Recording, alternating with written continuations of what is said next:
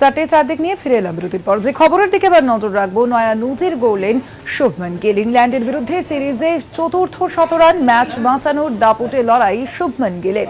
শুভমানের প্রশংসায় সচিন তেন্ডুলকারও। শুভমান গিলের প্রশংসা করেছেন ইতিমধ্যেই সচিন তেন্ডুলকারও, এবং অবশ্যই নয়া নজির গড়লেন শুভমান গিল। এবং জানিয়ে ইতিমধ্যেই কিন্তু বিভিন্ন মহল থেকে প্রশংসা পাচ্ছেন শুভমান গিল। ইতিমধ্যেই কিন্তু প্রশংসা পেয়েছেন তিনি সচিন তেন্ডুলকারেরও।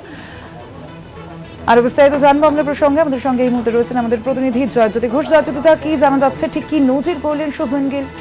দেখো সোনালী, শুভমান গিল আজকে একটা দুর্দান্ত শতরান করলেন, এবং সেই সময় শতরানটা করলেন যেই সময় ভারতের স্কোর ছিল 0 রানে 2 উইকেট। সেই সময় কেএল রাহুল এবং তার মধ্যে একটা দুর্দান্ত পার্টনারশিপ হয় এবং একটা ক্যারেক্টার শো করেন। এই মুহূর্তে যে খবরটা আসছে, শুভমান গিল কিন্তু আউট হয়ে গিয়েছেন, তবে তার আগে তার নজির স্থাপন করে গিয়েছেন। শুভমান গিল 4টি শতরান করলেন এই ইংল্যান্ড সিরিজে, এবং যেভাবে ব্যাটিং করলেন সেটা কিন্তু দৃষ্টান্ত। এই ওল্ড ট্র্যাফোর্ড ক্রাউড প্রথম ইনিংসে যখন শুভমান গিল আউট হয়েছিলেন তখন বুইং করেছিলেন এই শুভমান গিলকে।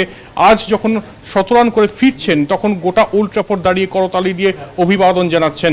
শুভমান গিল প্রথম থেকেই প্রশ্নের মুখে ছিল যে তার ব্যাটিং কেমন হবে। যখন তাকে ক্যাপ্টেন্সি দেওয়া হয়, সেনা কান্ট্রিজে তার তেমন কোনো রান ছিল না, 91 ছিল একমাত্র গাব্বায়।